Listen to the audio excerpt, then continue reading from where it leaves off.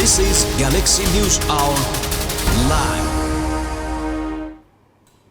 Corona महामारीले निम्त्याएको वित्तीय सङ्कटबाट सम्हालिन नपाउँदै रुस युक्रेन युद्धका बाछिटाले हाम्रो भान्सा महँगिएको छ। अचाक्लै महँगीले उपभोक्तालाई दैनिकी चलाउनै हम्मे परेको छ। ढुकुटीमा विदेशी मुद्राको सञ्चिति घटेर सरकारले विलासिताका वस्तुको आयातमा लगाम लगायो। तर यही बहानामा आयात नरोकिएका सामानमा समेत मन परिभाउ बढाइएको छ। दैनिक उपभोगका सामानको अभाव देखाएर व्यापारीले जथाभावी भाउ बढाउँदा पनि सरकारी निकायको उपस्थिति कतै देखिँदैन। उपभोग्य वस्तुको भाउ 2 सातामा 250% बढ्दा समेत बजार नियन्त्रण गर्ने सरकारी निकाय र संसदीय समितिहरू कानमा तेल हालेर बसेका छन्। राजनीतिक दलहरू उम्मेद्वारको भागबण्डामा व्यस्त छन्। सत्ताधारी दल हुन् वा प्रतिपक्षी, चुनावका उम्मेद्वार चयन गर्न तारन्तार बैठक बस्छन्। तर जनताको ढाड सेक्ने गरी अचाक्ली बजार भाउ अकाशिएको विषय कुनै पनि बैठकको एजेन्डा बन्दैन। ग्यालेक्सी न्यूज आवरमा आज हामी जसरी पनि पैसा कमाउने व्यापारीको ध्याउन्न र महँगीप्रति बेखबर सरकारमा केन्द्रित हुनेछौँ। साथमा हुनेछन् सरकारी जग्गामा एमालेको कब्जा र उम्मेदवारीको भागबण्डा मिलाउन सत्ता गठबन्धनको कसरत सम्बन्धी सामग्री। नमस्कार, यो हो ग्यालेक्सी न्यूज आवर। अब हेडलाइन्स।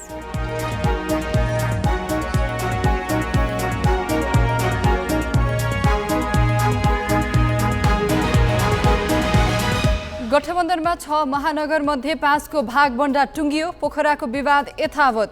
स्थानीय समितिको असन्तुष्टि बीच भरतपुर माओवादीलाई छाड्न काङ्ग्रेस तयार। आयात नरोकिएका वस्तुमा समेत अभाव देखाएर व्यापारीले अचाक्ली बढाए महँगी। 2 सातामा 250% मूल्य वृद्धि। व्यापारीको मनोमानीमा सरकार चुपचाप। एमाले मुख्यालय फेरि सरकारी जग्गामा मासिक 4 लाख तिर्ने गरी तुलसीलाल प्रतिष्ठानसँग सम्झौता। तेस्रो पक्षलाई भाडामा दिन नपाउने नियम उल्लङ्घन। श्रीलङ्काका राष्ट्रपति राजपाक्सेद्वारा 17 मन्त्री नियुक्त। नयाँ मन्त्रीले पनि सङ्कट सुल्झाउन नसक्ने विपक्षीको टिप्पणी। र एएफसी कपमा नेपाल छनौटमा नपर्ने प्रशिक्षक अल्मुताइरीको अभिव्यक्तिमा खेलाडीको असन्तोष। भन्छन् छनौट हुनैका लागि प्रयास गर्नेछौँ।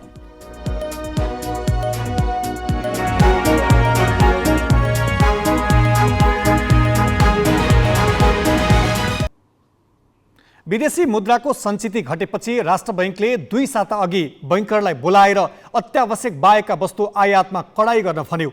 राष्ट्र बैंकको मौखिक निर्देशन मान्दै बैंकरहरूले गाडीका साथै नगद मार्जिन राख्नुपर्ने श्रृङ्गारका सामग्रीदेखि फर्निचर लगायतका सामग्री आयातका लागि प्रतिपत्र एलसी नखोल्ने निर्णय लिए।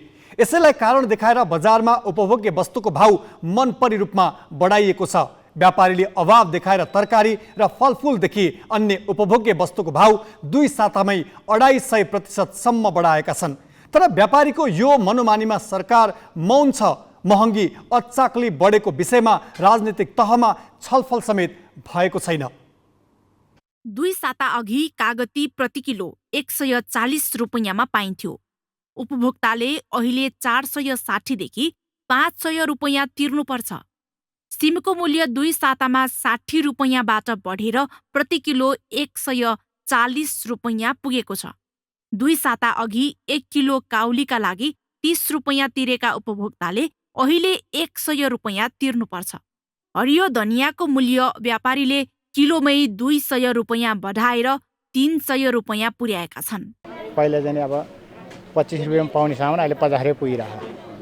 अहिले मैले यसो कालीमाटीमा यहाँ आएको थिएँ, के छ भनेर एक मुठा लसुनलाई पनि 50-55 रुपियाँ तिर्यो, आधा किलो रहेछ। अनि त्यहाँबाट अरू कुरो सामान केही लिनु सकिन्न भनेर बाढ लागेको। मैले कार्टुनको हिसाबले पर लिटरमा त्यति परिदियो, 280 रुपियाँ पर्यो होइन। अब त अहिले त झन् महँगिया छ, फेरि बढिया छ।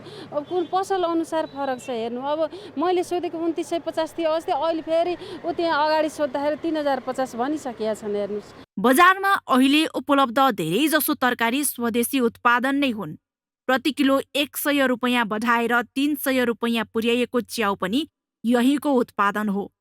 कागती भने आन्तरिक उत्पादनले नपुगेर भारतबाट ल्याउने गरिएको छ। व्यापारीले अहिले राष्ट्र बैंकले आयातमा कडाई गरेको कारण देखाएर तरकारीको मूल्य मनपरी रूपमा बढाएका हुन्। जुन अब भारतीय क्षेत्रबाट आउनुपर्ने जुन उत्पादनहरू हो त्यो चाहिँ अब आउनुपर्ने परिमाणभन्दा अब यो सिजनकै कारणले गर्दाखेरि पनि हो कम भएको हुनसक्छ होइन। अब महँगो भएपछि कम ल्याउने प्रवृत्ति हुन्छ होइन, त्यो हुनसक्छ होइन। र अब कहिलेकाहीँ अब विभिन्न किसिमका जस्तो अब इन्धनको मूल्य वृद्धि भयो होइन, अब विभिन्न राजनीतिक कारणहरूले हुनसक्छ। मूल्य बढेको हरियो तरकारीको मात्र होइन, गेडागुडीको भाउ पनि व्यापारीले बढाउन बाँकी राखेका छैनन्।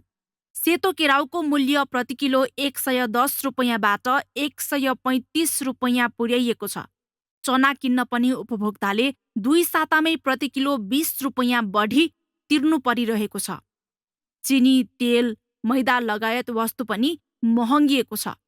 केराको मूल्य 1 सातामै 1 दर्जनको करिब 100 रुपैयाँ बढाएका छन्।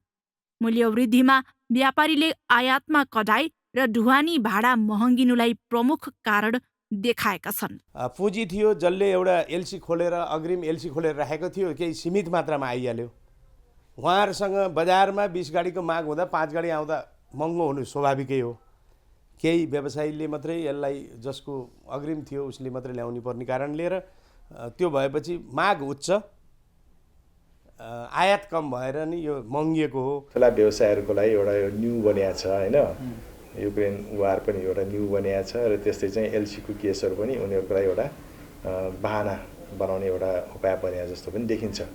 किन भन्दाखेरि अब धेरै जसो कारोबारहरू होइन एलसी बिना पनि भइरहेको चाहिँ पाउँछौँ हामीले होइन। खास गरेर अत्यावश्यक वस्तुहरू भनेको त इन्डियाबाट यहाँ आउने गर्छ। केराको मूल्य भने अहिले भारतमै पनि महँगिएको छ। आँधीले केरा खेतीमा क्षति पुर्याएका कारण त्यहाँ मूल्य बढेको हो।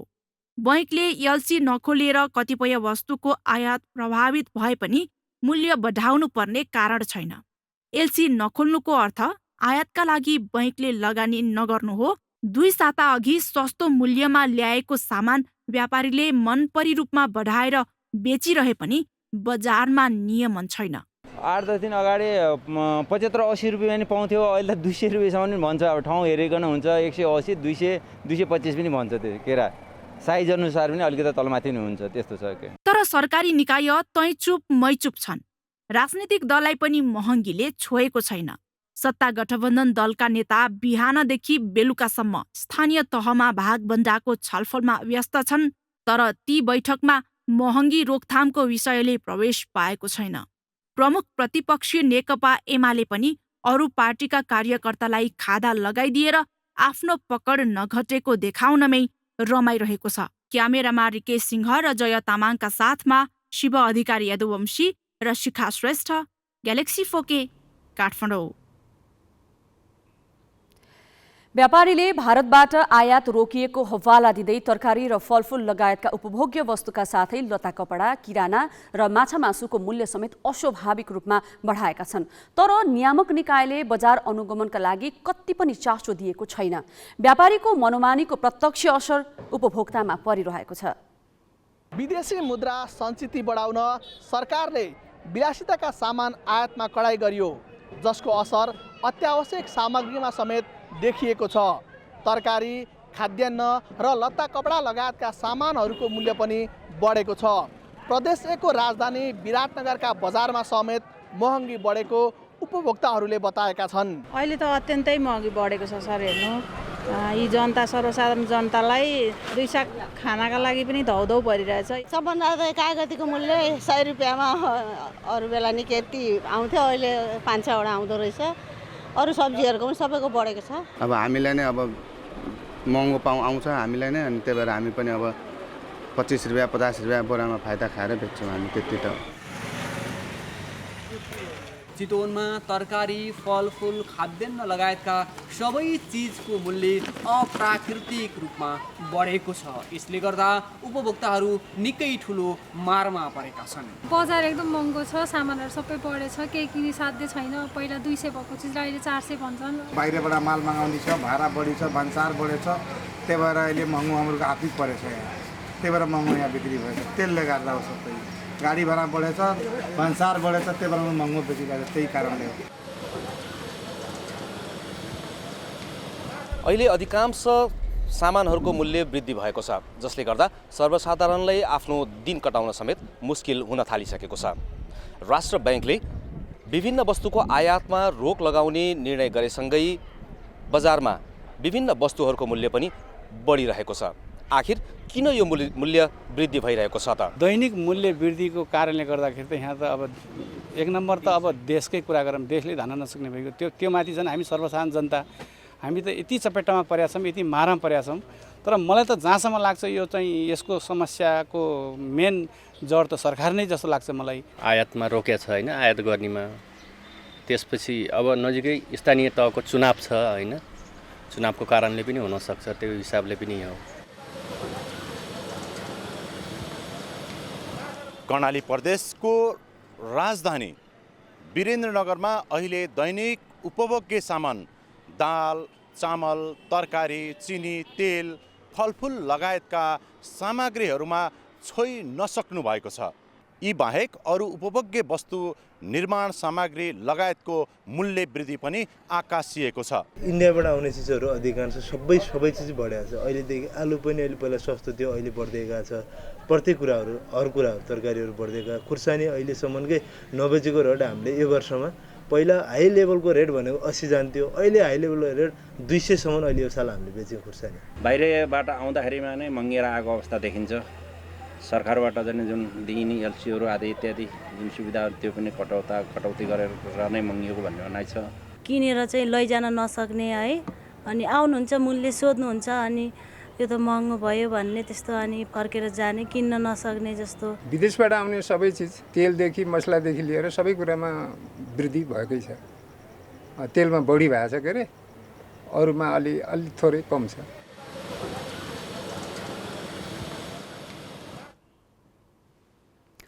जनतासँग भोट माग्न अनेक कसरत गर्नेहरूले जनताका समस्या समाधानका लागि पनि केही समय छुट्याउनुपर्छ।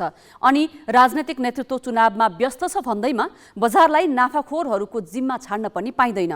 हेक्का रहोस्, जुन राजनीतिले जनताका दैनिकीसँग प्रत्यक्ष जोडिएका समस्यासँग सरोकार राख्दैन, त्यो राजनीतिसँग जनता जोडिनै पर्छ भन्ने पनि छैन। अब केही न्युज संक्षेपमा। स्थानीय तह निर्वाचनका लागि 95,25,000 थान मतपत्र छपाई भएको छ। निर्वाचन आयोगले 46 जिल्लाका लागि आवश्यक मतपत्र छापिसकेको बताएको छ। निर्वाचनका लागि 1,94,00,000 थान मतपत्र आवश्यक पर्नेमा आयोगले 49% छापेको हो।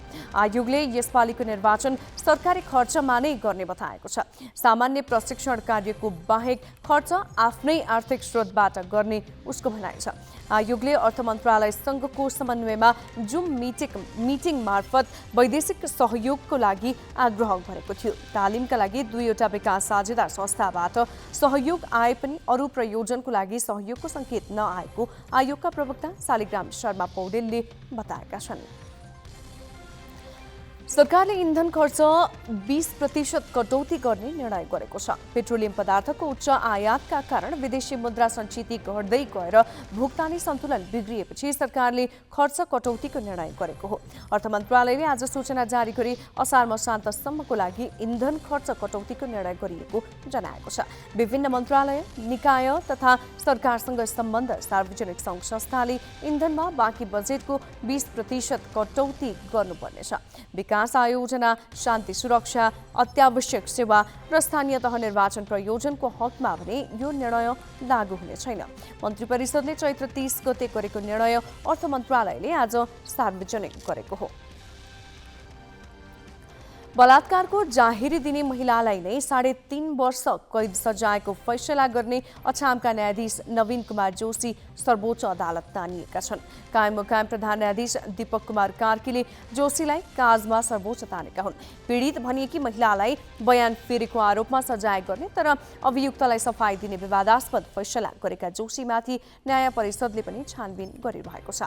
परिषदका प्रवक्ता मानबहादुर कार्कीका अनुसार जोशीलाई सर्वोच्च तानेपछि उनको ठाउँमा अर्को न्यायाधीश भने पठाइएको छैन। जोशीले गत चैत्र 13 गते हुँदै नभएको कानुनी व्यवस्थालाई उद्धत गर्दै पीडित महिलालाई प्रतिरक्षाको मौका समेत नदिई कैद सजाय हुने फैसला गरेको आरोप छ। भक्तपुरमा बिस्केट जात्राका क्रममा रथले किचेर एकजनाको मृत्यु भएको छ। जात्राको अन्तिम दिन आज रथ तान्ने क्रममा नासमना चोकमा जात्रा हेर्न बसेका एक ज्येष्ठ नागरिकको मृत्यु भएको हो। मृत्यु हुनेमा सूर्य विनायक नगरपालिका 5 खटुन्जेका 71 वर्षीय दुर्गामान कोसपाल हुन्। रथले किचेर घाइते भएका कोसपाललाई उपचारका लागि भक्तपुर अस्पताल लगिएको थियो। उपचारका क्रममा चिकित्सकले कोसपाललाई मृत घोषणा गरेको भक्तपुर प्रहरीका सूचना अधिकारी राजु पाण्डेले जानकारी दिए। जात्रामा रथ तान्ने क्रम भने रोकिएको छैन। भैरवनाथको रथ तानातान गरी माथिल्लो र तल्लो टोलको परिक्रमा गराएर तौमडी पुर्याएपछि जात्रा सम्पन्न हुन्छ। धामीको कुटाईबाट मृत्यु भएकी रन्चुला साउदको दाह संस्कार गरिएको छ। साउदको आज महाकाली प्रादेशिक अस्पतालमा पोस्टमार्टम पश्चात आफन्तले महाकाली आर्यघाटमा दाह संस्कार गरेका हुन्। साउदको वैशाख 1 गते धामीको कुटाईबाट मृत्यु भएको थियो। घटनामा संलग्न रहेको आरोपमा प्रहरीले 7 जनालाई पक्राउ गरेको छ। उनीहरूमाथि 7 दिनको म्याद थप गरी अनुसन्धान भइरहेको प्रहरीले जनाएको छ। सरकारी एवं सार्वजनिक जग्गा विभिन्न सङ्घ संस्थाले ओगट्ने अनि तेस्रो पक्षलाई भाडामा दिएर नाफा कमाउने प्रवृत्ति अहिले जताततै देखिएको छ। हुँदाहुँदा राजनीतिक दलहरू समेत खोजी त्यस्तै सम्पत्ति ताक्न थालेका छन्। यो प्रसङ्ग साजना तामाङबाट। 2072 को भूकम्पमा बल्खुबाट विस्थापित भएको एमाले 8 वर्षसम्म पनि आफ्नो कार्यालय शिलान्यास गर्न सकेको छैन। 64 जिल्लामा आफ्नै कार्यालय भएको एमाले केन्द्रीय कार्यालय भने भाडामा चलाउँदै आएको छ। भूकम्पपछि पासाङ लामो प्रतिष्ठानको भवन कानुन विपरीत भाडामा लिएर विवादमा आएको एमाले फेरि विवादित रूपमा कार्यालय सार्दैछ। सरकारले एउटा प्रयोजनका लागि अर्कै संस्थालाई उपलब्ध गराएको जग्गा एमाले आफ्नो कार्यालयका लागि कब्जा गर्न लागेपछि विवाद सृजना भएको छ। 2072 वैशाखको भूकम्पमा बल्खु स्थित पार्टी मुख्यालय क्षतिग्रस्त भएपछि एमाले धुम्माराई स्थित पासाङ लामो स्मृति प्रतिष्ठानको 2 तले भवनमा सरेको थियो। तत्कालीन एमाले अध्यक्ष मनमोहन अधिकारी नेतृत्वको सरकारले 2051 मा त्यो जग्गा प्रतिष्ठानलाई भोगाधिकार गर्न दिएको थियो। तर एमाले मासिक 2,50,000 भाडा तिर्ने गरी प्रतिष्ठानसँग कार्यालय प्रयोजनका लागि लियो। कानुन विपरीत भाडामा लिएको विषयलाई लिएर एमालेको आलोचना भयो। 2077 वैशाख 1 गते एमाले मुख्यालय थापाथली स्थित एक व्यवसायीको घरमा सारिएपछि त्यो प्रकरण त्यत्तिकै सेलायो। एमाले वैशाख 9 गते आफ्नो कार्यालय थापाथलीबाट च्यासल स्थित तुलसीलाल स्मृति प्रतिष्ठानमा सार्दैछ। एक त प्रतिष्ठानले सरकारबाट पाएको जग्गा लिज दर्तामा परिणत भएको कागजबाट खुल्दैन।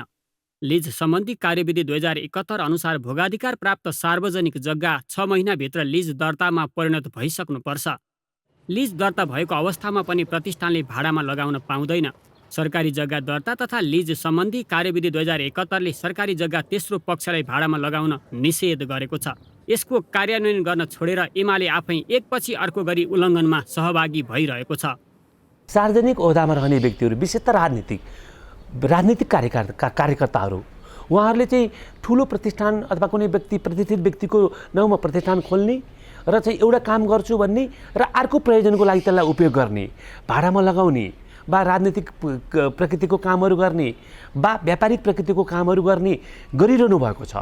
यो चाहिँ तपाईँको कानुन कार्यान्वयन गर्ने, कानुन निर्माताहरूबाट, कानुनको चाहिँ कार्यान्वयन गर्ने व्यक्तिहरूबाट कानुनप्रति गरेको उपेक्षा अतिक्रमण भन्छु मैले। एमालेका तत्कालीन नेता तुलसीलाल अमात्य दिवंगत भएपछि एमाले प्रतिष्ठान खडा गरेको हो। शेरबहादुर देउवा दोस्रो पटक प्रधानमन्त्री भएका बेला च्यासलको यो जग्गाको भोगाधिकार प्रतिष्ठानले प्राप्त गरेको थियो। त्यति बेला प्रतिष्ठानको अध्यक्ष माधव कुमार नेपाल थिए। पछि केशव बडाल अध्यक्ष भएका बेला भारतीय दूतावासको 2.5 करोड रुपैयाँ सहयोगमा भवन बनाइयो। यो भवन एमाले मासिक 4 लाख रुपैयाँ तिर्ने गरी 5 वर्षका लागि भाडामा लिएको हो। यो विषयलाई लिएर प्रतिष्ठानकै सदस्यबीच मतान्तर छ। तुलसीलालकै परिवार सहमत छैन। उनकी छोरीले संस्थाको नाममा पत्र लेखेर असहमति व्यक्त गरेकी छन्। त्यसको संस्थापक केन्द्रीय कार्य समितिको सदस्य हो। आजसम्म अनवरत रूपमा छँदैछु, तर मलाई पनि जानकारी भएन। यो निर्णय गर्दाखेरि सबैसँग छलफल गरेर गरेको जस्तो लाग्दैन, गरिएको छैन। तर उहाँहरूले केही साथीहरू त्यहाँका पदाधिकारीहरूले निर्णय गरेर पछि केन्द्रीय कार्य समितिमा चाहिँ ल्याउनु भएको छ र त्यसमा चाहिँ व्यापक असन्तुष्टि उहाँको परिवारबाट पनि आएको छ। उहाँहरूले लेखेर पनि दिनुभएको छ। एमाले अहिलेको कार्यालयका घरधनीसँग विवाद भएपछि च्यासल सर्न लागेको हो। वैशाख 9 मा सार्न लागि पनि शेरबहादुर तामाङ कार्यालय सचिव रहेकै बेला मङ्सिर अघि नै भाडा सम्झौता भएको हो। मुलुकभर 345 किता जग्गा व्यक्ति र सङ्घ संस्थाले लिजमा लिएको सरकारी अभिलेख छ। तीमध्ये अधिकांश सरकारी जग्गा यसै गरी दुरुपयोग भएका छन्। म करिब पौने 400 जति किता छ भन्छु। म सचिव हुनुभन्दा अगाडि 342 किता जग्गा चाहिँ विभिन्न प्रतिष्ठान, सङ्घ, संस्था, व्यक्ति, समुदायलाई हस्तान्तरण गरेको, भोगाधिकारको लागि हस्तान्तरण गरेको देखिन्छ। अब यो भोगाधिकारको नीति नभइसके पछाडि चाहिँ कानुन पनि छैन, नीति पनि नभइसकेपछि हामीले लिज तथा सरकारी जग्गा, सार्वजनिक जग्गा चाहिँ यो दर्ता गर्ने नयाँ नीति लिएर आयौँ। त्यो नीति लिएर आइसकेपछि त्यसको आधारमा चाहिँ हामीले यसलाई लिजमा कन्भर्ट गर्न आऊ है, तिमी पहिलाको अवस्थामा रहन पाउँदैनौ भन्दाखेरि त्यसलाई पनि सबैले अटेर गरिरहनु भएको छ। 2072 वैशाखको भूकम्पमा बल्खुबाट विस्थापित भएको नेकपा एमाले 8 वर्षसम्म आफ्नो कार्यालय भवन शिलान्याससम्म गर्न सकेको छैन। 64 जिल्लामा कार्यालय भएको नेकपा एमाले आफ्नो मुख्यालय नबनाई भाडाको घरमा कार्यालय बनाउने प्रयोजनका लागि सरिरहँदा ऊ निकै विवादित पनि बनिरहेको छ। क्यामेरामा साधुराम लामिछानेका साथ अक्षर काका, ग्यालेक्सी 4K, ललितपुर। यसैबीच हामीले तुलसीलाल स्मृति प्रतिष्ठानलाई उपलब्ध गराएको सरकारी जग्गा कानुन विपरीत किन भाडामा लिएको भनेर नेकपा एमालेका कार्यालय सचिव भीष्म अधिकारीलाई सोधेका छौँ। तुलसीलाल जो हुनुहुन्थ्यो हाम्रो पार्टीको अथवा यो वामपन्थी आन्दोलनको एउटा अत्यन्तै महत्त्वपूर्ण र महासचिव भइसक्नु भएको व्यक्तित्व हो। हामीले त्यहाँ सर्ने क्रममा त्यो भवनलाई धेरै रूपमा रिनोभेसन गरेका छौँ, धेरै आकर्षक पनि बनाएका छौँ, धेरै मिहिनेत गरेर त्यहाँ धेरै सभा हलहरू पनि निर्माण गरेका छौँ र कोठाहरूलाई पनि व्यवस्थित गरेका छौँ। र हामी त्यहाँ जबरजस्ती रूपमा नभइकन त्यहाँको बोर्डले निर्णय गरे बमोजिम हामी केही समयको लागि नियमित रूपमा पैसा तिरेर उहाँहरूको लागि चाहिँ हामी केही सहयोग गरेर हामी त्यहाँ गएका हौँ। त्यो भएको हुनाले हामीले अब कानुनी रूपले त्यसरी पार्टीले कुनै प्रेसर गरेर गरेका कुराहरू होइन। मूल रूपमा प्रतिष्ठान आफैमा पनि तुलसीलालको जुन स्मृतिलाई चिरस्थायी बनाउने हो। तुलसीलालले गर्नुभएका हाम्रो समाजलाई दिनुभएको देनमा, हाम्रो देशलाई दिनुभएको राजनीतिक कुराहरूमा प्रतिष्ठानले जुन नियमित काम गरिराखेको हो। हामी पनि राजनीतिक नै पार्टी भएको र त्यही पार्टीको विरासतको रूपमा उहाँले नै निर्माण गर्नुभएको पार्टी भएको कारणले त्यस्तो हो जस्तो लाग्दैन। सरकारी एवं सार्वजनिक जग्गाको संरक्षण र सदुपयोगको दायित्व राजनीतिक दलको पनि हो। एउटा प्रयोजनका लागि राज्यबाट पाएको स्रोत साधन अरू नै प्रयोजनमा लगाउनु प्रकारान्तरले भ्रष्टाचार नै हो। यसमा लिने र दुवै पक्ष उत्तिकै दोषी छन्। अब पालो सही कि गलतको।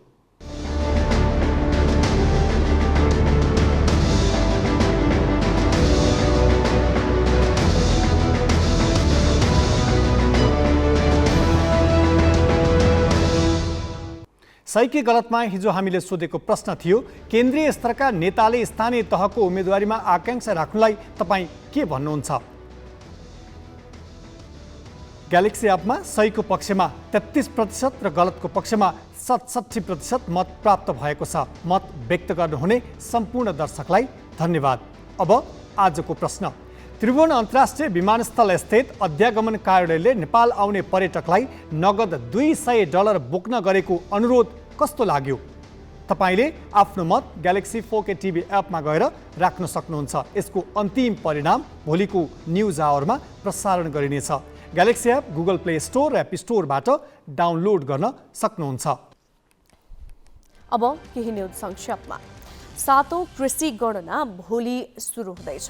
केन्द्रीय तथ्याङ्क विभागले देशका 753वटै पालिकामा कृषि गणना गर्न लागेको हो।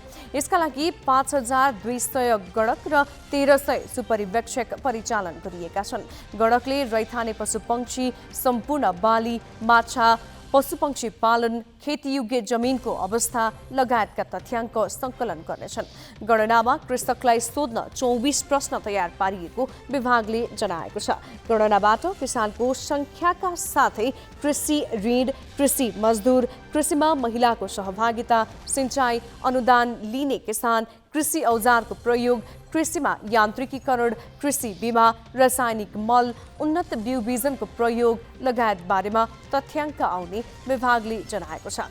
गणना वैशाख 19 गतेबाट 19 गतेसम्म सञ्चालन हुनेछ। विभागले 2018 यता प्रत्येक 10 वर्षमा कृषि गणना गर्दै आएको छ। शेयर बजारमा गिरावटले आज पनि निरन्तरता पाएको छ। नेप्से परिसूचक 41.77 अङ्कले घटेको छ। 13वटै समूहले नेप्से झारेका हुन्। नेप्से 2343.87 अङ्क कायम भएको छ। ब्याङ्क तथा वित्तीय संस्थामा लगानी योग्य रकम अभावको असर शेयर बजारमा परेको हो। आज 182 कम्पनीका लगानीकर्ताको सम्पत्ति घटेको छ।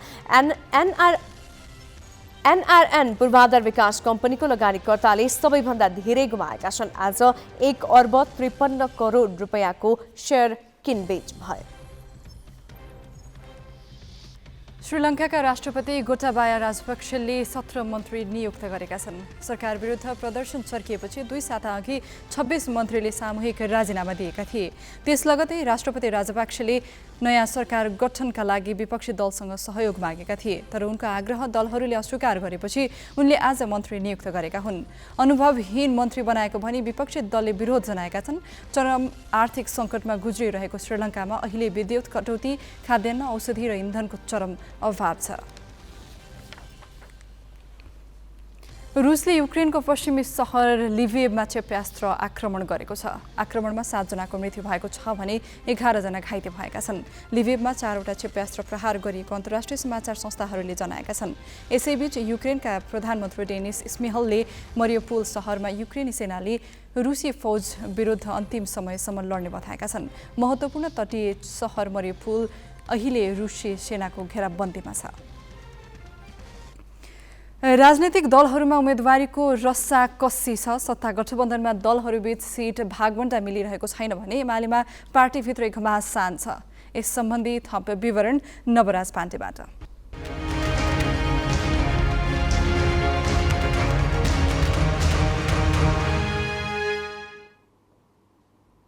6 महानगर र 11 उपमहानगरको भागबण्डामा सहमति जुटाउन गठबन्धनको बैठक आज पनि असफल भएको छ। बिहान र साँझ गरी 2 पटक बालुवाटारमा बसेको बैठकमा भागबण्डाको प्रस्तावित खाकामा छलफल भए पनि केही ठाउँमा दलहरूले आफ्नो दाबी नछाडेका कारण सहमति हुन नसकेको हो। आइतबार कार्यदल स्तरमा बनेको भागबण्डाको मोडालिटीको खाका आज गठबन्धनका शीर्ष नेताहरूको बैठकमा प्रस्तुत गरिएको थियो। पोखरा महानगरपालिका र केही उपमहानगरपालिकामा गठबन्धनका घटक दलबीच बढी विवाद देखिएको छ। एकीकृत समाजवादीले यसअघि एमाले जितेका ठाउँमा आफूले पाउनुपर्ने दावी गरेको छ। काठमाडौँमा एमाले नै जिते पनि काङ्ग्रेसले पाइसकेकाले पोखरा आफूले पाउनुपर्ने एकीकृत समाजवादीको तर्क छ। पोखरामा काङ्ग्रेस र एकीकृत समाजवादीले दावी नछाडेका कारण गठबन्धनको बैठक नै स्थगित गरिएको छ। तालमेलको जुन कुरा छ यसका बारेमा हामीले गम्भीरताका साथ छलफल गरेका छौँ र सहमतिका नजिकमा हामी पुगेका छौँ र भोलि 11:30 बजे फेरि यही बैठक सम्माननीय प्रधानमन्त्रीजीको अध्यक्षतामा आज जसरी बस्यो भोलि पनि 11:30 बजे हाम्रो बैठक बस्नेछ र मलाई विश्वास छ भोलि तपाईहरुलाई म सहमति यो ठाउँमा यसरी सहमति भयो भन्ने कुरा म तपाईहरुलाई जानकारी गराउनेछु। काठमाडौँ, ललितपुर र विराटनगरको प्रमुख काङ्ग्रेसलाई छाड्न बाँकी सबै घटक तयार भएका छन् भने पार्टीभित्रको तीव्र असन्तोषका बीच भरतपुर महानगरपालिका माओवादीलाई दिन काङ्ग्रेस नेतृत्व सहमति जनाएको छ। त्यस्तै वीरगञ्जको नेतृत्व जसपालाई दिन गठबन्धन तयार भएको छ। त्यस्तै इटरी र कलैया उपमहानगरपालिकामा पनि विवाद कायमै छ। यी दुवैमा काङ्ग्रेस, जसपा र एकीकृत समाजवादीको दाबी छ। धरान, जनकपुर, बुटोल, घोराई, तुलसीपुर, नेपालगञ्ज, धनगढी काङ्ग्रेसले पाउने लगभग पक्का भएको छ। जितपुर, सिमरा माओवादी र हेटौडा एकीकृत समाजवादीले पाउने देखिएको छ। ललितपुरमा मेयरसँगै उपमेयर पनि काङ्ग्रेसले पाउने र अरू अधिकांश पालिकामा मेयर एउटा पार्टीले पाए, उपमेयर अर्को पार्टीले पाउने समझदारी बनेको छ। नगरको नेतृत्व पाउने दलले धेरैवटा छाड्नुपर्नेछ। मङ्गलबारसम्म भागबण्डाको टुङ्गो लगाउने गठबन्धनका नेताहरूले बताएका छन्। क्यामेरामा रविन्द्र श्रेष्ठका साथ अङ्गराज नेउपाने, ग्यालेक्सी फोके, काठमाडौँ। सत्ता गठबन्धन दलले महानगर र उपमहानगर बाहेकका स्थानीय तहमा उम्मेद्वारको टुङ्गो लगाउन प्रदेश संयन्त्रलाई दिएको समयसीमा आज सकियो, तर कुनै प्रदेशले पनि उम्मेद्वार टुङ्गो लगाएका छैनन्। गठबन्धनका शीर्ष नेताहरू भागबण्डा मिलाउन बैठकमा व्यस्त रहँदा तल्ला तहमा भने तालमेल नगर्न दबाव बढेको छ। गठबन्धनका सबैजसो दलले आफ्नो पकड रहेका स्थानीय तहमा एकल रूपमै उम्मेद्वार सिफारिस गरेका छन्। सत्ता गठबन्धनका शीर्ष नेताको बैठकमा सुनसरीको इटहरी उपमहानगरको प्रमुख पद नेकपा एकीकृत समाजवादीलाई दिनेबारे छलफल चलिरहेको छ। तर नेपाली काङ्ग्रेसका स्थानीय नेता एकीकृत समाजवादीलाई कुनै हालतमा दिने पक्षमा छैनन्। काङ्ग्रेसले त्यहाँ नगर सभापति हेमकर्ण पौडेलसहित 11 जनाको नाम सिफारिस गरेको छ। नेपाली काङ्ग्रेस इटरी अहिले 12वटा वार्ड जितेर मेयर उपमेयर पनि जित्ने परिस्थितिमा रहेको छ र अहिले देखिएको गठबन्धनको नाममा नेपाली काङ्ग्रेसको नेतृत्व भन्दा फरक नेतृत्वमा नेपाली काङ्ग्रेस चुनाव लड्ने परिस्थितिमा छैन। यहाँका नेता कार्यकर्ता र जनमानसको पनि काङ्ग्रेसको नेतृत्व यो पटक इटरीमा आउनुपर्छ भन्ने जनभावना रहेको कारणले गर्दा नेतृत्वले सोच्नुपर्ने बेला आएको छ। गठबन्धन दल आफ्नो पकड रहेका स्थानीय तह अर्को पार्टीलाई दिन तयार नभएकाले कतै पनि साझा उम्मेद्वार सिफारिस हुन सकेको छैन। बरु पार्टीहरूले एकतर्फी रूपमै सिफारिस गरिरहेका मात्र छैनन्, अर्को दललाई छोड्नु परे विद्रोह गर्ने सम्मका चेतावनी दिइरहेका छन्। मध्य प्रदेशका जिल्लामा पनि अवस्था फरक छैन। गठबन्धन दलका प्रदेश र जिल्ला स्तरीय नेता छलफलमा त छन्, तर भागबण्डा मिल्न सकेको छैन। कुनै किसिमको सहमतिको टुङ्गो लागेको छैन। अहिले पनि यो गठबन्धनको बैठक जारी नै छ। दुई दल भएको भए गर्न बढी नै सजिलो हुन्थ्यो। यो 5 दल भएकोले सबै ठाउँमा कुनै न कुनै ठाउँमा मिलाउनु पर्ने स्थिति देखियो। त्यस कारणले अलिकति 2 दिन अहिले पनि 2 दिनदेखि लगातार जारी रह्यो। आज रातिसम्म भोलि बिहानसम्म तपाईँहरूलाई देखिने गरी रिजल्ट आउने सम्भावना देखिएको छ। पर्वतमा भागबण्डामा कुरा नमिलेपछि गठबन्धन दलले एक्लै चुनावी मैदानमा हुमिने निर्णय गरेका छन्। फलेवास र कुस्मा नगरपालिका कुनै हालतमा नछाड्ने काङ्ग्रेसको अडानपछि अन्य दलले एक्लै प्रतिस्पर्धा गर्ने निर्णय लिएका हुन्। माओवादी केन्द्रले आफ्नो पकड रहेको रुकुम पश्चिमका सबै पालिकामा प्रमुख र उपप्रमुखका उम्मेद्वार सिफारिस गरेको छ। गोर्खामा पनि गठबन्धन दलबीच तालमेलको सम्भावना देखिएको छैन। अहिलेसम्म 6 पटक बैठक बस्दा पनि भागबण्डा निकै पेचिलो बनेको छ। अहिलेसम्म अड्केको कुरा चाहिँ सिट सङ्ख्यामा हो। नेपाली काङ्ग्रेस पार्टीले हामी 9वटा सिटमा दाबी गरेका छौँ र हामीले जितेकोवटा हामी दाबी गरेका छौँ। माओवादीले 5वटामा दाबी गरेको छ, जसपाले चाहिँ 3वटामा गरेको छ। यही सिट सङ्ख्यामा नमिलेको र केन्द्र पठाएको मापदण्ड नि जसले जहाँ मतभार बढी छ उसले पाउने भने छ। नेपाली काङ्ग्रेसको स्वाभाविक त्यसो दाबी रहने भयो। अरू साथीहरूको अलिक महत्त्वाकांक्षा बढी भएको कारणले अहिले त्यो मिलेको छैन र बिस्तारै यो परिस्थिति मिलेर चाहिँ गठबन्धन अगाडि बढ्न सक्छ भन्ने विश्वास चाहिँ मैले लिएको छु। भागबण्डामा कुरा नमिलेकाले म्याग्दीमा सत्ता साझेदार दलले आफूखुसी उम्मेद्वार सिफारिस गर्न थालेका छन्। खोटाङमा 10 मध्ये 6 स्थानीय तहमा मात्र तालमेल हुने भएको छ। वैशाख 11 र 12 गते उम्मेदवारी दर्ताको तालिका छ, तर अहिलेसम्म गठबन्धन दलले कुनै स्थानीय तहका लागि पनि उम्मेद्वार तय गर्न सकेका छैनन्। जिल्ला सहकर्मीहरूको सहयोगमा मिलन बुढाथोकी, ग्यालेक्सी फोके, काठमाडौँ। स्थानीय तहमा नयाँ नेतृत्व चयनका लागि मतदान गर्न अब 25 दिन मात्र बाँकी छ। दलहरू पनि उम्मेद्वार छन्न घनीभूत तरिकाले लागि परेका छन्। यो बीचमा तोकिएको समयमा मतदान नहुने हो कि भनेर संशय पनि उत्पन्न भएको थियो। महानगर र उपमहानगरको भागबण्डा मिलाउन सोमबार बालुवाटारमा सत्ता गठबन्धन दलको बैठक बसेको थियो। बैठक बीचैमा रोकेर माओवादी केन्द्रका अध्यक्ष पुष्पकमल दाहालले पेरिस डाँडा स्थित पार्टी कार्यालयमा पुगेर पत्रकार सम्मेलन गरी वैशाख 30 गते कुनै हालतमा निर्वाचन नसर्ने बताए। देश निर्वाचन प्रक्रियामा होमिनै सकेको छ। पहिला स्थानीय तहको निर्वाचन वैशाख 30 गते तोकिएको छ र त्यो प्रक्रियामा सबै राजनीतिक दलहरू सक्रियतापूर्वक आफ्नो स्थिति सुदृढ गर्नको लागि देशव्यापी अभियानमा छन्। तर फेरि बीचबीचमा निर्वाचन के हुन्छ भन्ने प्रश्न पनि मिडियाहरूमा र विभिन्न व्यक्तिहरूले यसलाई आशंकाको रूपमा हेर्ने गरिएको छ। म चाहिँ बडो प्रष्टसँग के भन्न चाहन्छु भने निर्वाचन सर्दैन, वैशाख 30 गते नै निर्वाचन हुन्छ। भर्खरै म गठबन्धनको बैठकबाट उठेर नै यहाँ आएको छु र गठबन्धन पुरै दृढताको साथ निर्वाचनको अन्तिम तयारीतिर जुटिरहेको छ। तर निर्वाचन सर्ने सम्भावना कहीँ कतै देखिएको छैन।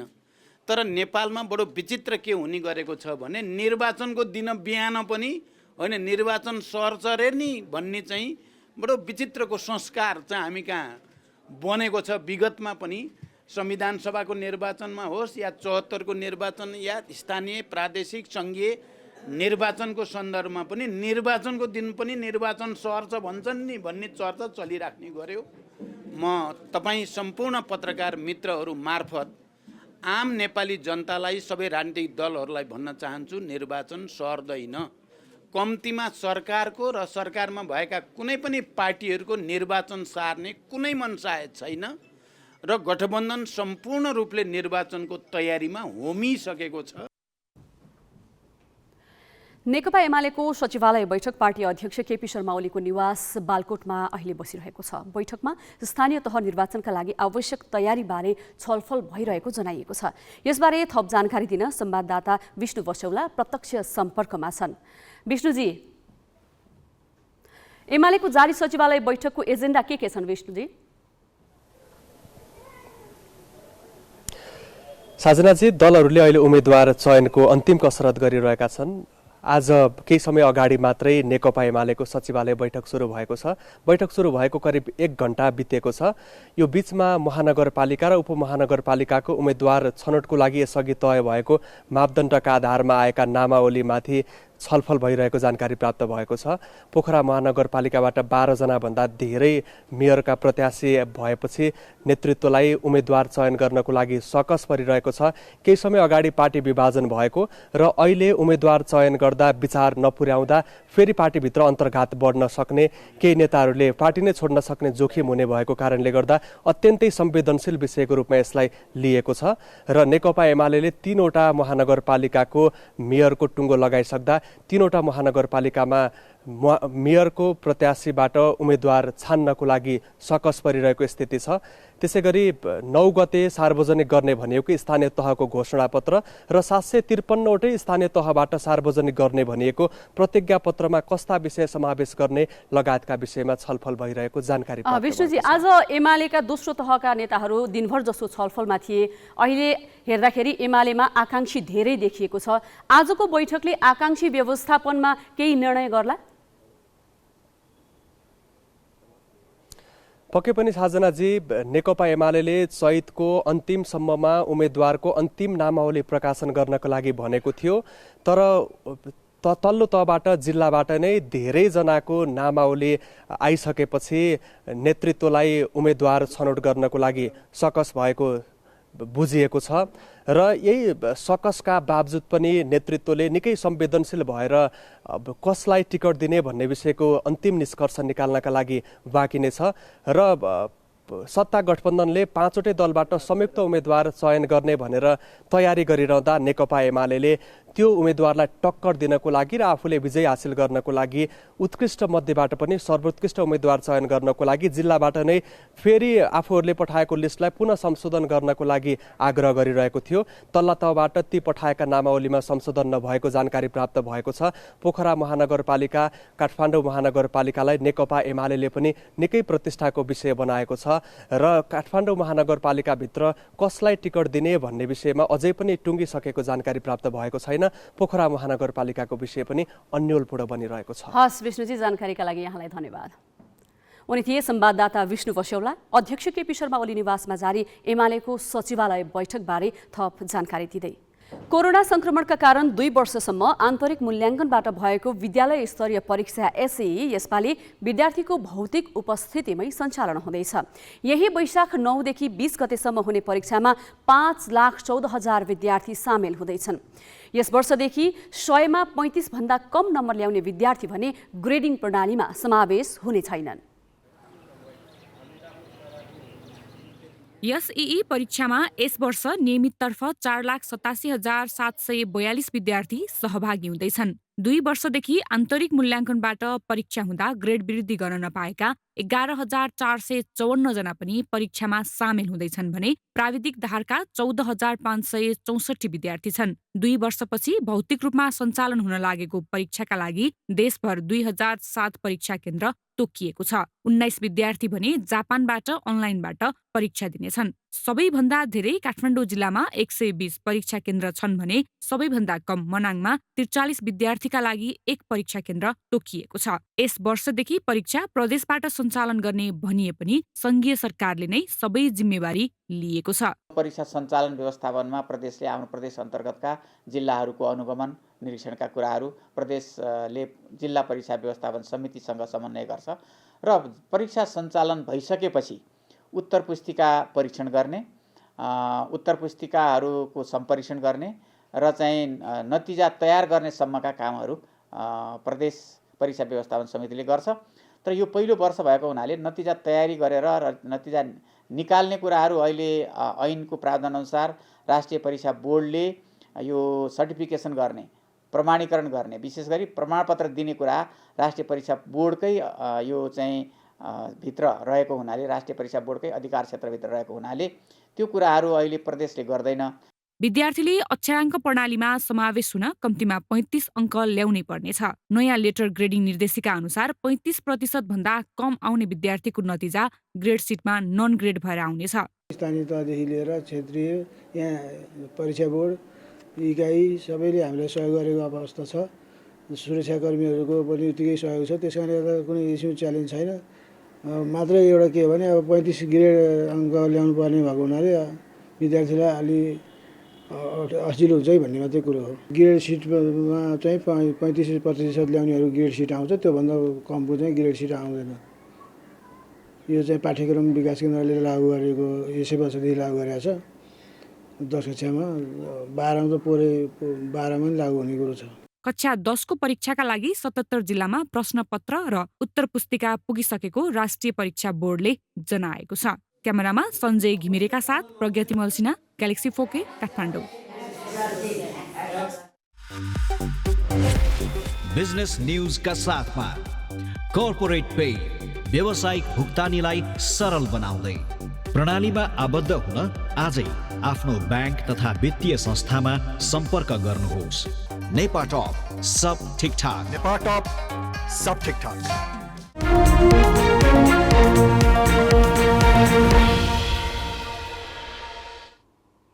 विदेशी मुद्राको ढुकुटी रित्तिन थालेपछि केन्द्रीय बैंकको निर्देशनमा वाणिज्य बैंकहरूले निजी गाडीदेखि सुन चाँदी र विलासिताका वस्तु आयातमा प्रतिपत्र एलसी नखोल्ने निर्णय गरे। त्यही बेला बिहेका लागि बजारमा एकाएक सुनको माग बढ्न थाल्यो। एकातिर माग बढ्ने, अर्कोतिर आयात रोकिने अवस्थामा सुन आन्तरिक बजारबाटै आपूर्ति गर्नुपर्ने आवाज व्यापारीले उठाएका छन्। तर आन्तरिक बजारबाट आपूर्ति गर्ने नाममा कतै अवैध धन लुकाउन सुन थुपार्नेहरूलाई राहत दिन खोजिएको त होइन भन्ने प्रश्न उठेको छ। बैंकहरूले सुन आयातमा रोक लगाउन अघिसम्म पहिले नै किनेको सुन बिक्री भइसकेको थिएन। एकाएक एलसी खोल्न नपाउने भनेपछि ठुला व्यापारीले भट्टाभट सुन उठाए। बैंकमा भएको मौदात सकियो। थोरै व्यापारीले मात्रै सुन हात पारेपछि 2000 भन्दा धेरै व्यापारीले नयाँ अर्डर लिनका लागि सुन पाउनै सकेनन्। बजारमा अभाव खड्कियो। यसको असर नेपाल सुनचाँदी व्यवसाय महासंघले तोके भन्दा तोलामै 3000 रुपियाँसम्म महँगो तिरेर सुन किन्नुपर्ने अवस्था आयो। व्यापारीहरूका अनुसार अहिले पसलहरूमा गहना बाहेक काँचो सुनको मौदात लगभग सकिएको छ। अब बजारमा ग्राहकहरू आउनुहुन्छ, उहाँहरूलाई आवश्यक गरगहनाहरूको माग गर्नुहुन्छ। गरगहना बनाउनको लागि त चाहियो सुन, होइन? सुन चाहियो। अब त्यो सुन किन्ने ठाउँ अब सुन आएको चाहिँ बजारमा नभएपछि अहिले बजारमा अलिकति सुनको चाहिँ अभाव देखिन थाल्यो। र अब त्यो मागलाई कसरी पूर्ति गर्ने, होइन? अब हामीसँग भएको मौजदातहरू अहिले जुन छ त्यसलाई त हामी केही समयको लागि त त्यसलाई ढानौँला। तर त्यो बिक्री गरेको सुनलाई पनि त रिस्टक गर्नको लागि त एउटा आपूर्तिको स्रोत त चाहियो। त्यो नहुँदाखेरि अब कसरी कतिसम्म चाहिँ हामीले म्यानेज गर्न सक्ने हो भन्ने कुरा हो। र अहिले 15 दिन जति भइसक्यो बजारमा 1 किलो पनि सुन झरेको अवस्था छैन। सरकारले 2066 मा सुन आयात गर्ने अधिकार बैंकहरूलाई मात्र दिने निर्णय गरेको थियो। त्यसअघि व्यापारी र सर्वसाधारणले आफू खुसी विदेशबाट सुन भित्र्याउँथे। बैंक मार्फत आयात सुरु भएपछिका 12 वर्षमा 70 टन हाराहारी सुन नेपाल भित्रिसकेको छ। त्यसबाहेक पनि तस्करी भएर ज्यादै धेरै सुन भित्रिएको गृह मन्त्रालयले 3 वर्ष अघि गरेको छानबिनले देखाएको थियो। देशभरका करिब 2500 पसलमा गहनाको रूपमा 6 टन हाराहारी मौजदात रहे पनि बाँकी सुन बजारमा छरिएको व्यवसायीको भनाइ छ। बिल बिजक सहित गहना किन्ने ग्राहकले सुन बेच्न अहिले कुनै कानुनी अवरोध छैन। यस्तो बेला सरकारबाट विशेष सहुलियत चाहिने सुन आपूर्तिको विकल्प चाहिँ के हो त? त्यसमा आपूर्तिको व्यवस्था गर्नको लागि अहिले मैले देखेको सबभन्दा राम्रो स्रोत भनेको त उपभोक्तासँग भएको सुन नै हो कि। अब त्यो चाहिँ तपाईँले भने जस्तै वैध अवैध के हो भन्ने कुरा हामीलाई थाहा हुने कुरा भएन। अब हाम्रो पुर्खाको पालादेखि, होइन, मेरो बुवा बाजे बराजेको पालादेखिको सुन होला। हाम्रो हरेक नेपालीको घर घरमा सुन हुन्छ, छ, होइन? त्यो मात्र कति हो भन्ने कुरा हो। कसैको घरमा अलिक कम होला, कसैको घरमा अलिक बढी होला। तर अब अहिलेको यस्तो सङ्कटकालीन घडीमा त्यो सुनलाई पनि त हामीले प्रयोग त गर्न मिल्यो। एउटा कुरा त्यो भयो। स्थानीय खरिदहरूलाई पनि हामीले मान्यता दिनुपर्ने कुरा भयो, एउटा पार्ट। अर्को भनेको मैले अघि पनि भने राष्ट्र बैङ्कमा पनि त्यो जुन चाहिँ समातिएको विभिन्न किसिमको चाहिँ समयमा त्यो बरामद भएको सुन चाहिँ ढुकुटीमा लगाएर राखेको हुन्छ, त्यो राखेकै छ अहिलेसम्म पनि। त्यो सबै चाहिँ रिलिज गर्न त सकिन्छ नि। अहिले नेपालमा कति सुन सञ्चित छ भन्ने आधिकारिक आँकडा पाइँदैन, यतिसम्म कि राष्ट्र बैङ्कसँग भएको सुनको परिणाम र त्यसको गुणस्तर कस्तो छ भन्ने पनि कहीँ कतै उल्लेख छैन। मठ मन्दिरदेखि अनेकौं सांस्कृतिक धरोहरमा सुनको प्रयोग भएको छ। अवैध धन सञ्चय गर्न सुन थुपार्ने प्रवृत्ति बढेको अनुमान गरिएको छ। तस्करीको माध्यमबाट पनि सुन भित्रिरहेकाले वैकल्पिक आपूर्तिको नाममा अहिलेको असहज परिस्थितिको लाभ लिएर सम्पत्ति धुलाउने सुविधा दिन खोजिएको हो भने चाहिँ यो राष्ट्रप्रतिको गद्दारी हुनेछ। क्यामेरामा रविन्द्र श्रेष्ठका साथ विनय बन्जारा, ग्यालेक्सी फोके, काठमाडौँ। नेपाली फुटबलले यो वर्ष खेल्ने महत्त्वपूर्ण प्रतियोगिता एएफसी कप छनौट हो। यो बाहेक क्यालेन्डरमा नेपालले खेल्ने अरू अन्तर्राष्ट्रिय प्रतियोगिता छैनन्। छनौट प्रतियोगितामा नेपाल ग्रुप अफ डेथमा छ। प्रशिक्षक अब्दुल्लाह अल्मुतारीले छनौट नै नहुने अभिव्यक्ति दिएपछि नेपाली फुटबल तरङ्गित भएको छ। प्रशिक्षणमा रहेका खेलाडीलाई पनि प्रशिक्षकको अभिव्यक्ति मन परेको छैन। भन्छन्, हामी छनौट हुनका लागि नै प्रयास गर्नेछौँ। खेलाडीको अहिलेको तयारी एसियन कप छनौटको लागि हो। यो पटक प्रारम्भिक चरणमा 25 खेलाडीलाई मात्र बन्द प्रशिक्षणमा बोलाइयो। प्रशिक्षण जारी छ। ए डिभिजन लिग सकिए लगत्तै मुफसलका केही प्रतियोगिता खेलेर खेलाडीहरू राष्ट्रिय टिमको तयारीमा जुटेका हुन्। यसको अर्थ खेलाडीले निरन्तर खेलिरहेका छन्, जुन सकारात्मक पक्ष हो। यो पटक 25 खेलाडीलाई मात्र टिममा समावेश गरिएकाले इन्जुरी भएको अवस्थामा समस्या हुन सक्ने देखिन्छ। खेलाडीले भने यसलाई समस्याका रूपमा लिएका छैनन्। भन्छन्, युवा र अनुभवीको मिश्रण रहेकाले टिम बलियो छ। अब हेर्दाखेरि टिम हाम्रो यो 25 जना एकदमै क्यापेबल छ हैन। यङदेखि लिएर सिनियरको सबै एउटा मिश्रित भएर चाहिँ एउटा टिम राम्रो देखिन्छ हैन। सो हामीलाई पनि इनसाइड हामी यो टिम चाहिँ क्यापेबल जस्तो लाग्छ हैन। टिमसँग तयारीका लागि समय पनि छ, तर तयारीको पहिलो दिन नै नेपाली फुटबलमा तरङ्ग ल्याउने अभिव्यक्ति प्रशिक्षक अलमुताइरीले दिए। उनले आफ्नो पदीय जिम्मेवारी भुलेर एसियन कपमा नेपाल छनौट हुन सक्दैन भने। नेपालको प्रदर्शन स्तर कमजोर छ। अलमुताइरीको अभिव्यक्ति नेपाली फुटबलको यथार्थ हो, तर प्रशिक्षकले सार्वजनिक रूपमा त्यस्तो अभिव्यक्ति दिँदा तयारीमा रहेका खेलाडीमा कस्तो असर पर्छ? खेलाडीले कुन मनोबलले प्रशिक्षण गर्ने? खेलाडीलाई प्रशिक्षकको अभिव्यक्ति चित्त बुझेको छैन।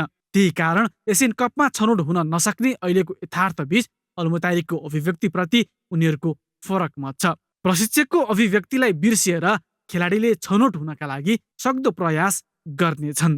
हामी खेल्नलाई के अरे उ गर्न जाने हो होइन, लड्न जाने हो। जित हार भने पछिको कुरा हो।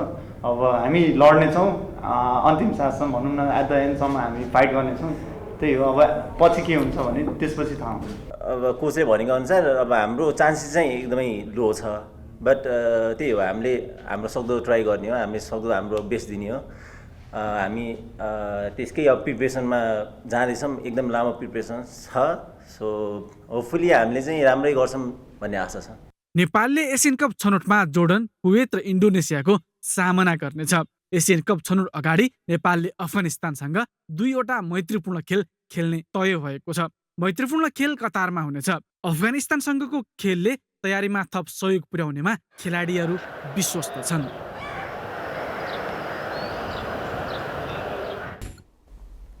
हामी ग्यालेक्सी न्युज आवरको अन्त्यमा छौँ। जाँदा जाँदै हेडलाइन्स।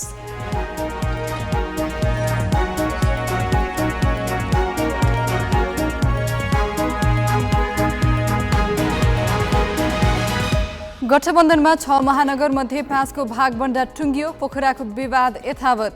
स्थानीय समितिको असन्तुष्टि बीच भरतपुर माओवादीलाई छाड्न काङ्ग्रेस तयार। आयात नरोकिएका वस्तुमा समेत अभाव देखाएर व्यापारीले अचाकली बढाए महँगी। 2 सातामा 250% मूल्य वृद्धि। व्यापारीको मनोमानीमा सरकार चुपचाप। एमाले मुख्यालय फेरि सरकारी जग्गामा। मासिक 4 लाख तिर्ने गरी तुलसीलाल प्रतिष्ठानसँग सम्झौता। तेस्रो पक्षलाई भाडामा दिन नपाउने नियम उल्लङ्घन। श्रीलङ्काका राष्ट्रपति राजपक्षद्वारा 17 मन्त्री नियुक्त। नयाँ मन्त्रीले पनि सङ्कट सुल्झाउन नसक्ने विपक्षीको टिप्पणी। र एफसी कपमा नेपाल छनौटमा नपर्ने प्रशिक्षक अलमुताइरीको अभिव्यक्तिमा खेलाडीको असन्तोष, भन्छन् छनौट हुनैका लागि प्रयास गर्नेछौँ।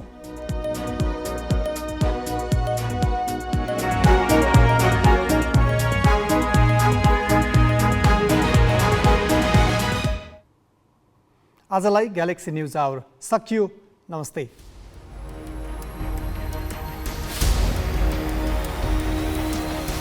This is Galaxy News Hour Live.